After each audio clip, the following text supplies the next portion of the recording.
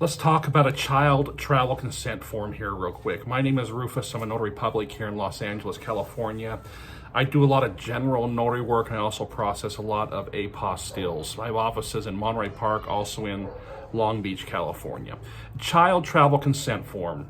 Basically, this is what it is. If you have a child who's a minor and who's going to be traveling overseas to a foreign country, and he or she is not traveling with both parents, it's a good idea to have them travel with a child travel consent form. Basically, the child travel consent form is a piece of paper, and on that form, it indicates who the parent or parents are who are not traveling with their child. It has the child's name, the child's passport information.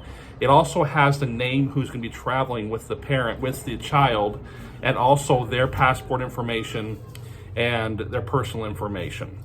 The reason why you would need this is because if you're traveling to a foreign country, you get to that foreign country, they might be stopped either at the airport or at the border, wondering where the parents are who are not traveling with this minor. A lot of it is because of child kidnapping and also child trafficking. The borders want to make sure that minors who are traveling are safe and they're traveling with people who they know. So the child travel consent form would be used in that situation. Either a parent or both parents are not traveling with a child to a foreign country. You have a piece of paper that is signed by the parent or parents who are not traveling saying, look, they understand their child is traveling without them and they give their permission or okay or consent to do so. So the first thing is, where do you get a child travel consent form? If you're traveling via plane through the airport, the airlines a lot of time will have a child travel consent form they could let you use. You're going to have to check with them.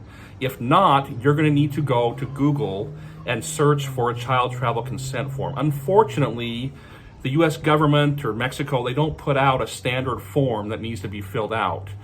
It hasn't been real common. People travel with these, but now more and more with the problems, it's becoming more common. So you're going to have to go to Google and find a form that fits for your needs. What needs to be on that form? Well, typically the child's name needs to be on that form, as well as the parent or parents who are not traveling. Also on that form is the person who is traveling with them. It might be a teacher, it might be a coach, it might be grandma, it might be grandpa, it might be a sister, whoever it is. You'll need their name and their passport information to put on the form. On the form will also include where they're traveling to and the dates that they are traveling. Some child travel consent forms also include the address of where they're going to be staying, as well as a contact phone number. So that's typically the information that is on a child travel consent form. On that form, the parent or parents who are not traveling will print their name and sign below it. These forms typically need to be notarized by a notary public. Now, you might think, oh, well, the notary public will have this form for me to use. That's always not the case. A notary public is not to present forms to their clients. It's against the law to do so. So you're going to have to come up with the form yourself.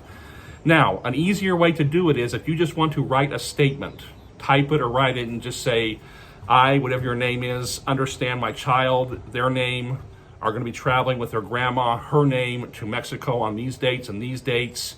That will typically suffice. But again, the more thorough you are with these forms, the better. Again, my name is Rufus. I'm a notary dude here in Los Angeles, California. Hopefully this clears up a little things about the child travel consent form. I recommend, while they're not required, you do travel with one just in case. I would say about 90% of the time, no one says anything. They could cross the border with no problems. But I tell you, if they get stopped that one time, you're going to wish you had it. My number's down below. If you have any questions about this form and how to get it notarized, reach out to me. I'm happy to help any way I can.